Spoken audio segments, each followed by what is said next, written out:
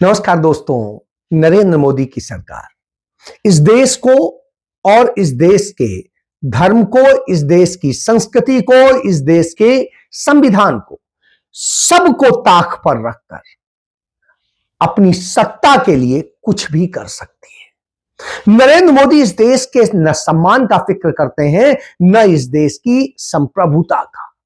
वो यह भी फिक्र नहीं करते कि वो जिस धर्म के नाम पर राजनीति करते हैं उसका भी वो अपमान करते हैं। उसके सर्वोच्च गुरु शंकराचार्य के खिलाफ भी साजिश रचते हैं और उनके सम्मान को न सिर्फ ठेस पहुंचाते हैं, उन्हें एक कलंकित अपराध में फंसाने का काम करते हैं। नरेंद्र मोदी इस युवा भारत में युवाओं से चिढ़ते हैं, उनके जीवन को बर्बाद करते हैं, उनके रोजगार छीनते हैं, उनके हक छीनते हैं और जब वो उसके खिलाफ आवाज उठाते हैं तो उन्हें फर्जी केसेस में फंसाया जाता है, उनको जेल में डाला जाता है, उनके ऊपर तमाम झूठे आरोप लगाए जाते हैं। नरेंद्र मोदी अपनी सत्ता अपने पूंजीपति मित्रों के लिए डोनाल्ड ट्रंप के आगे भी सरेंडर करते हैं, चीन में जिनपिंग के आगे भी सरेंडर करते हैं और इजराइल के प्रधानमंत्री के भी आगे सरेंडर करते हैं। वो जेफरी एप्स्टीन के इशारों पर नाचते हैं और जब ऐसे नाचते हो तो निश्चित रूप से देश कलंकित होता है। जी हां, यह सब हुआ है जिस धर्म की राजनीति के बूते भाजपा आई, जिस राजनीति के बूते नरेंद्र मोदी मुख्यमंत्री बने और प्रधानमंत्री। आज वो इतना दंभ में समा गए कि सर्वोच्च धर्मगुरु शंकराचार्य, आदि शंकराचार्य जो भगवान शिव के रूप माने जाते हैं, उनके जो 4 पीठ हैं उनमें से एक पीठ के शंकराचार्य जी और मुक्तेश्वरानंद जी, चूंकि उन्होंने नरेंद्र मोदी और आदित्यनाथ को यह सबक सिखाया कि गौ हत्या अपराध है, तमाम दूसरे जो हरकतें कर रहे हैं जिससे धर्म का नाश हो रहा है। उन्होंने कुंभ के दौरान भी हुई भगदड़ के लिए कहा था कि जिस तरह लोग मरे हैं, श्रद्धालु मरे हैं, वो सनातन धर्म का अपमान। उन्होंने ही आवाज उठाई थी कि नरेंद्र मोदी जिस मंदिर का उद्घाटन कर रहे हैं, राम मंदिर का, वो राम मंदिर अपूर्ण है और पूर्ण मंदिर का यह नहीं हो सकता है, शास्त्र सम्मत नहीं है। तो इस कारण से पूरी भाजपा नरेंद्र मोदी और अजय सिंह विष्ट उर्फ आदित्यनाथ उनसे खफा थे और उन्होंने बार बार उन्हें अपमानित कराने का काम किया। जिस तरीके से उन्हें कहीं कहा कि वो शंकराचार्य नहीं है, कहीं कुछ और कहा, जो मन में आया वह कहा। शंकराचार्यों का इससे बड़ा अपमान नहीं हो सकता था। बहरहाल शंकराचार्य अपनी बात पे अड़े रहे और वो सच के साथ खड़े हुए, तो उनके खिलाफ झूठा पास्को एक्ट में व्यभिचार करने की एफआईआर दर्ज करवा दी। और ये एफआईआर कौन कराता है? नरेंद्र मोदी और आदित्यनाथ का एक बड़ा खास अंधा बाबा है जो अपने आप को राम भद्राचार्य कहता है, उसका एक भक्त या कहिए उसका ही शिष्य, जो भी कह दीजिए, वो खुद को महाराज बताता है, पांडे। अब वो सिंह है कि पांडे है, क्योंकि उसके बाप का कुछ नाम है उसमें सिंह लगा है, वो पांडे लगा रहा है और इस तरह से। तो उस बाबा ने अपने भगवा पहने हैं, वो बाबा कोई वैसा नहीं है, तो वो अपराधी जो गंभीर अपराधों में अपराधी है, उस आदमी ने किसी के जरिए करा दिया। उसने और भी कई लोगों से बात की थी कि तुम अपनी लड़की से आरोप लगा दो, कि ऐसे लगा दो, वैसे लगा दो। अब आप सोचिए, ये लगातार हो रहा है। शंकराचार्य इसके विरुद्ध हाई कोर्ट में उन्होंने याचिका दाखिल की है कि इस तरह की जो हरकत की गई है इसमें न्याय होना चाहिए, क्योंकि जिस अदालत से यह आदेश करवाया गया उस अदालत ने शंकराचार्य जी का पक्ष सुना ही नहीं और आदेश दे दिया कि एफआईआर करें। तो अब आप समझिए, तो क्यों? क्योंकि सत्ता अनुकूल अदालतें हैं। अदालतें हर उस कुकर्म में शामिल हो रही हैं जो अपने आप में दुखद है। तो यह स्थिति है। बहरहाल सनातन धर्म का इससे बड़ा अपमान कुछ नहीं हो सकता था, ये नरेंद्र मोदी ने किया। उसके बाद में इस देश के युवाओं को हर साल 2 करोड़ नौकरियां देने की, रोजगार देने की बात की थी नरेंद्र मोदी ने, और स्थिति यह होती है कि 12 साल बाद भी उन्होंने 2 करोड़ छोड़िए 20 लाख नौकरियां नहीं दी। तो अब आप सोच लीजिए, 2 करोड़ की बात छोड़ दी और इसमें 24 करोड़ बनती है और आपने इतनी भी नहीं दी है। तो अब आप इससे समझिए तो युवाओं में एक गुस्सा है। उसके बाद नरेंद्र मोदी ने जो यूएस से, अमेरिका से ट्रेड डील करी, उसमें भारत के किसानों, भारत के युवाओं, भारत के तमाम महिलाओं और सबके हक गिरवी रख दिए, भारत की संप्रभुता गिरवी रख दी, भारत की आंतरिक सुरक्षा, राष्ट्रीय सुरक्षा गिरवी रख दी और भारत की आर्थिक सुरक्षा को गिरवी रख दिया। जब यह किया हो, निश्चित रूप से इस देश के लिए खतरनाक है। और जब इतना खतरनाक है तो फिर क्या होगा? तो लड़ाई लड़ी जाती है। तो वही लड़ाई युवक कांग्रेस लड़ रही है। युवक कांग्रेस ने इसके खिलाफ प्रोटेस्ट किया। नेता प्रतिपक्ष राहुल गांधी ने संसद से लेकर बाहर तक सब जगह इसके खुलासे किए। उन्होंने भोपाल में भी बताया कि किस तरह से नरेंद्र मोदी डरपोक है और किस तरह से उसने भारत के साथ धोखा किया है, विश्वासघात किया है और उसने सरेंडर कर दिया है। भाषण में 4-5 घंटे मुझे रोका, मगर बैकग्राउंड में एक और चीज चल रही थी। मेरे भाषण खत्म होते ही प्रधानमंत्री गए लोकसभा से। शाम को बिना अपने कैबिनेट से पूछे नरेंद्र मोदी जी ने ट्रंप को फोन कॉल लगाया। ट्रंप ने ट्वीट किया है कि हिंदुस्तान के प्रधानमंत्री ने मुझे फोन किया और कह दिया कि यूएस इंडिया डील को मैं साइन करने को तैयार। 4 महीने कुछ नहीं हिला और फिर एकदम नरेंद्र मोदी जी ने फोन किया और हिंदुस्तान के किसानों को बेच दिया, गारमेंट इंडस्ट्री को बेच दिया, सारा का सारा डेटा अमेरिका को दे दिया। क्यों? 2 कारण है भाइयों और बहनों। पहला कारण, अमेरिका में एप्स्टीन की फाइल बंद पड़ी हुई है, 30 लाख फाइल, उसमें ईमेल है, मैसेजेस है, वीडियो है, सब कुछ है, वो रिलीज नहीं हुई है। रिलीज क्या किया है मैं बताता हूँ। धमकाने के लिए रिलीज किया है हरदीप पुरी का नाम। अनिल अंबानी एप्स्टीन फाइल में है और एप्स्टीन फाइल में और भी नाम है जो अभी छुपे हुए हैं। पहला कारण ये। दूसरी धमकी है कि अमेरिका में अदानी जी पर क्रिमिनल केस। अमेरिका का केस जो है उसका लक्ष्य अदानी नहीं है, उस केस का लक्ष्य नरेंद्र मोदी है। वो तीर नरेंद्र मोदी जी की ओर मारा जा रहा है। ये 2 कारण थे कि नरेंद्र मोदी जी पार्लियामेंट से भाग के निकले और उसी शाम उन्होंने ट्रंप को फोन किया और कहा, सर जो भी आप उचित समझो वो आप करो, मैं साइन करने को तैयार हूँ। यूथ कांग्रेस ने एआई समिट के दौरान चौथे दिन इसके खिलाफ प्रोटेस्ट किया और वो प्रोटेस्ट बहुत शांतिपूर्ण गांधीवादी तरीके से, उसी तरीके से था जिसकी संविधान इजाजत देता है। तो वो वहां गए शांति से, अपनी टी-शर्ट उतारी, टी-शर्ट पे लिखा था पीएम कंप्रोमाइज्ड। कोई बात, इसमें कोई गाली नहीं दी है, कोई और शब्द नहीं कहा है। यह कहते हुए वो 7-8 जो लड़के थे उन्होंने किया, उन्हें गिरफ्तार कर लिया गया। नरेंद्र मोदी ने उनके खिलाफ देशद्रोह और न जाने क्या क्या धाराओं में मुकदमा दर्ज कर दिया, जैसे वो आतंकवादी हो। और तमाम के घरों पे छापे मारे गए, तमाम जगह छापेमारी करके जिस तरह का हाल किया, लगा अरे प्रधानमंत्री है या कोई डरपोक, कोई ऐसा होता है जो पड़ोसी की लड़ाई होती है तो बिल्कुल चेपे के करता है, वो दिखाई दे रहा था। बहरहाल पुलिस ने बुलाया यूथ कांग्रेस के राष्ट्रीय अध्यक्ष को और वहां जब उदय भानु चिब गए और उन्होंने अपने पूरे बयान दर्ज कराए, पुलिस ने नहीं, और पुलिस ने उन्हें गिरफ्तार कर लिया, कहा यह तो साजिश करता है। और उसके बाद में उन्हें ले जाके कोर्ट में कहते हैं ये तो राष्ट्र के खिलाफ साजिश कर रहे थे, इसलिए इन्हें रिमांड दीजिए, इनसे बरामदगी करनी है। क्या बरामदगी करनी है?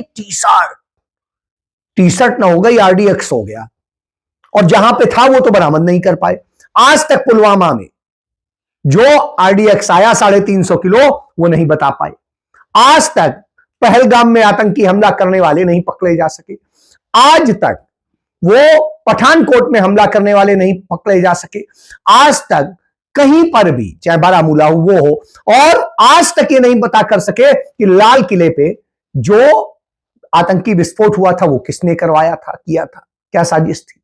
और आज तक वो देवेंद्र शर्मा जो पकड़ा गया था असलाहों के साथ, उस पर क्या हुआ नहीं पता। लेकिन साहब इन्हें आतंकी बताने लगेंगे। क्यों? क्योंकि उन्होंने एक सही मंच पर, सही जगह, सही बात कह दी तो चिप गई। क्योंकि वो तो छवि बनाने के लिए उन्होंने इतने हजारों करोड़ों रुपए खर्च करके आयोजन करवाया था। और उनकी छवि तो वैसे खुद ही उन्होंने धूमिल कर ली थी। पहले ही दिन जिस तरह व्यवस्था सब कुछ, वो फिर दूसरे दिन वीआईपी कल्चर और उसके चक्कर में सारे लोगों को कष्ट, फिर वो जो इन्हीं के पसंद प्यारे गलगोटिया यूनिवर्सिटी का फर्जी जो है इनोवेशन, वो रोबोट ओरियो, वो जो है चीन का और खुद का बता रहे थे डेवलप। इसी तरीके से ड्रोन जो कोरिया का था उसे बताया। तो इस तरह से पूरी दुनिया में बेइज्जती हो चुकी थी। हर जगह वीआईपी कल्चर है, ये है, इसको लेके दुनिया के बड़े अखबार ने इस पर पूरा लेख लिखा कि नरेंद्र मोदी ने किस तरीके से वीआईपी कल्चर में देश को, तो ये सारी चीजें आ गई, बेइज्जती हो चुकी थी। तो अब ये के बाद में और मध्य पिट गई। तो अब साहब कांग्रेस नंगी है, ये है, वो है, सब कुछ बर्राते रहे, कोई फर्क नहीं पड़ता।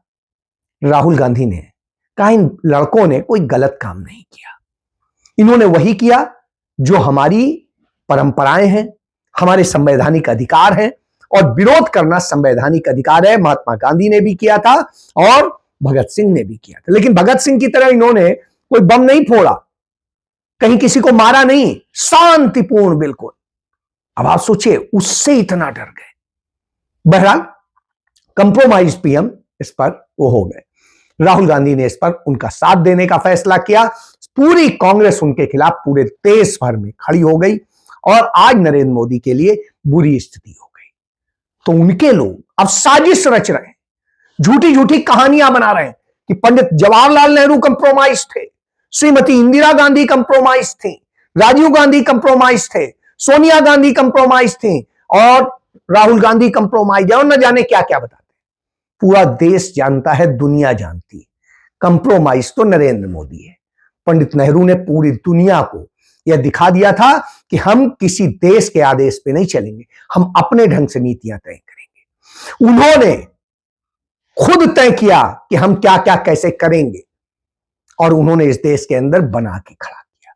इनकी तरह लूटा नहीं और ले नहीं गए। उधर श्रीमती इंदिरा गांधी ने पाकिस्तान के 2 टुकड़े कर दिए और परमाणु विस्फोट करके दुनिया को बता दिया कि अब कोई नहीं है हमारे आसपास, जिस कारण पाकिस्तान असहाय हो गया। सालों साल उसकी हिम्मत नहीं हुई भारत से पंगा लेने की। लेकिन जब अटल बिहारी वाजपेयी आए तो अटल बिहारी वाजपेयी ने उसके साथ में कंप्रोमाइज करके उसे परमाणु संपन्न बन जाने दिया, यहां कारगिल करा दिया। तो यह स्थिति है। चीन के साथ कंप्रोमाइज कर लिया अटल बिहारी वाजपेयी ने। जो राजीव गांधी हो चाहे इंदिरा गांधी हो, दोनों ने चीन को हराया था। और उसके बाद में आते हैं डॉक्टर मनमोहन सिंह, राहुल गांधी, सोनिया गांधी। वो तो लगातार इसके खिलाफ बोल रहे हैं, लगातार उन्होंने खुलासा किया, चीन के खिलाफ बोल रहे हैं, अमेरिका के खिलाफ बोल रहे हैं, सब कुछ बोल रहे हैं। और सीआईए एजेंट कौन थे? सीआईए एजेंट तो खुद नरेंद्र मोदी के ही गुरुजन थे। तो आया कि आरएसएस के जो है सीआईए के इशारे पे काम कर रही थी, फंडिंग हो रही थी। इसके अलावा इनकी जनता पार्टी की सरकार में तमाम नेता, चाहे आडवाणी हो, चाहे अटल हो, चाहे मोरारजी देसाई हो, या और तमाम सारे लोग, जॉर्ज फर्नांडिस और सब, ये सब मैनेज थे, कंप्रोमाइज थे सीआईए से। क्योंकि सीआईए इंदिरा जी के बहुत खिलाफ थी, राजीव गांधी के खिलाफ थी। तो यह माना जाता है कि इन दोनों की हत्या में भी उनका हाथ है, भारत के कई वैज्ञानिकों की हत्या में उनका हाथ है। और नरेंद्र मोदी और अटल बिहारी वाजपेयी सीआईए के जो प्रमुख थे, उनसे उनके रिटायरमेंट के बाद भी मिलने गए तो अब हेनरी किसिंजर से। तो अब आप समझ लीजिए कि क्या स्थिति है। और यही बात नहीं खत्म होती, इसके बाद भी इन लोगों ने तमाम तरह के देश विरोधी लोगों से साठगांठ की। चीन के साथ में अभी हाल ही के दिनों में इन्हीं की पार्टी के लोगों ने मीटिंग की, अपने दफ्तर में की, आरएसएस के मुख्यालय में हो गए। तो अब आप समझिए किससे उनके रिलेशन है। और अब वो ट्रंप के आगे सरेंडर है। तो कांग्रेस नेता पवन खेड़ा ने भी बता दिया कि किस तरीके से हरदीप पुरी, जब जेफरी एप्स्टीन सजायाफ्ता हो चुका था छोटे छोटे बच्चों के यौन शोषण के मामले में, बेटियों के यौन शोषण के मामले में और उनके साथ रेप कराने के मामले में, तब उन्होंने रिलेशन बनाए, कभी उसको भाई की तरह से, कभी कुछ। और वो इशारा कर रहा था, भारत की पॉलिसीज बनवा रहा था। वो पहले बताता था, उसके 8 महीने बाद डिजिटल पॉलिसी बनती थी। इसी तरीके से वो कहता था जाओ इजराइल जाओ मिलो जाके, तो पहली बार भारत का कोई प्रधानमंत्री इजराइल गया। इसके बाद में इसी तरीके से वो और आदेश देता था कि अब जाओ ट्रंप से ये करो, अब इससे ये करो, इसके साथ धंधा करो, इसके साथ ये करो। और यही नहीं, हरदीप पुरी, अनिल अंबानी और ये सब के किस्से सामने आते। 17 फरवरी की बात है, अभी कुछ दिन पहले मोदी जी ने भाषण दिया कि मैंने स्कूल में एक रोबोट बनाया था और उस रोबोट बनाने के लिए मुझे मेडल मिला। ये मोदी जी बोले। मोदी जी, यही बात डोनाल्ड ट्रंप, यही बात नेतन्याहू, यही बात एप्स्टीन आपके लिए कहते हैं कि उन्होंने एक रोबोट बनाया था। वो रोबोट भारत का प्रधानमंत्री है, उसका नाम नरेंद्र मोदी है। अब मैं आपको क्रोनोलॉजी पे लाता हूं। अब 4 जनवरी 2017, बहुत ध्यान से सुनिएगा, लंबी प्रेस कॉन्फ्रेंस है, पहले ही चेतावनी दे रहा हूं। 4 जनवरी 2017 को हमारे प्रिय हरदीप सिंह पुरी लिखते हैं जेफरी एप्स्टीन को कि मुझे आपसे मिलना है। तारीख 4 जनवरी 2017। फिर आपस में आदान प्रदान होता है मेल्स का और 6 जनवरी की मीटिंग तय हो जाती है। 6 जनवरी 2017। इसके तुरंत बाद जेफरी एप्स्टीन दीपक चोपड़ा को मेल करते हैं। वो गुरु है, आज सुना मैंने कोई दीपक चोपड़ा, विश्व गुरु तो यहां है, एक गुरु वहां भी है, कि ये अंबानी के बारे में मुझे कुछ बताइए, अनिल अंबानी के बारे में कुछ बताइए। अनिल अंबानी से दोस्ती की फिराक में जेफरी एप्स्टीन हरदीप पुरी से इस मीटिंग के बाद जांच पड़ताल शुरू कर देते हैं, खोजबीन शुरू कर देते हैं कि अनिल अंबानी से कैसे मिलें। बड़ी महत्वपूर्ण बात है ये। और 21 फरवरी 2017 को फिर अनिल अंबानी और जेफरी एप्स्टीन की मुलाकात होती है। शुरू कहां से हुआ? हरदीप पुरी इनसे मिले एप्स्टीन से 6 जनवरी को। आप खुद समझ जाइए कि क्या सलाह दी होगी, आप खुद समझ जाइए कि क्या संदेश दिया होगा, आप खुद समझ जाइए कि किसकी तरफ से वो संदेश दिया होगा। हरदीप पुरी खुद तो अनिल अंबानी का नाम ले अपनी तरफ से तो नहीं लेंगे, हम ये उम्मीद करेंगे। तो किसी का संदेश था जो हरदीप पुरी ने एप्स्टीन को 6 जनवरी 2017 को दिया। उसके तुरंत बाद जेफरी एप्स्टीन अनिल अंबानी को ढूंढने निकल पड़े, दीपक चोपड़ा की मदद ली, और भी लोगों की मदद ली होगी। अब सिलसिला शुरू होता है एप्स्टीन और अनिल अंबानी का। अनिल अंबानी जो कि नरेंद्र मोदी के बहुत पुराने दोस्त हैं, शायद गौतम अडानी से भी पुराने दोस्त।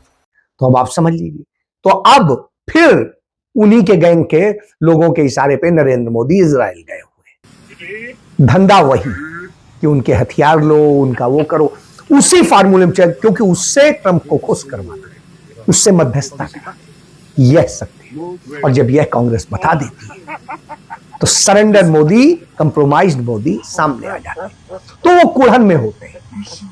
तो उदय भानु छिप को उन्होंने गिरफ्तार करा के और ये करा के किया, लेकिन उनकी मां कहती है मुझे गर्व है अपने बेटे पे कि उसने गांधीवादी तरीके से प्रोटेस्ट किया। मैं कहती हूं कि भगत सिंह की तरीके से बनो और इस देश के लिए शहीद भी हो जाओ, लेकिन इस देश को बचाना है।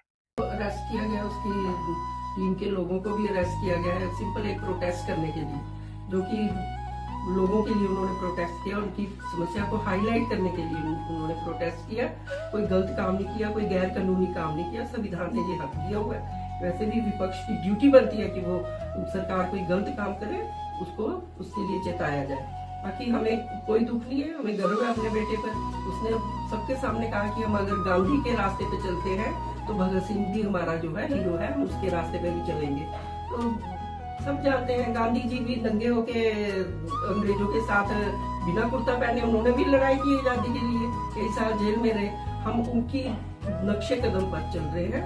गांधी जी की जो है कांग्रेस जो है बिना अहिंसा के रास्ते पे चलते हुए उन्होंने देश को आजादी दिलाई। जी हाँ, यह जज्बा होता है। हर यूथ कांग्रेसी अपने यूथ कांग्रेस के उन योद्धाओं को सलाम कर रहा है कि वो देश के लिए लड़ रहा है। तब नरेंद्र मोदी कांप रहे होते हैं, तो फिर साजिशें रचते हैं। तो ये साजिशों का दौर चल रहा है। नरेंद्र मोदी नहीं, साजिश की सरकार। जय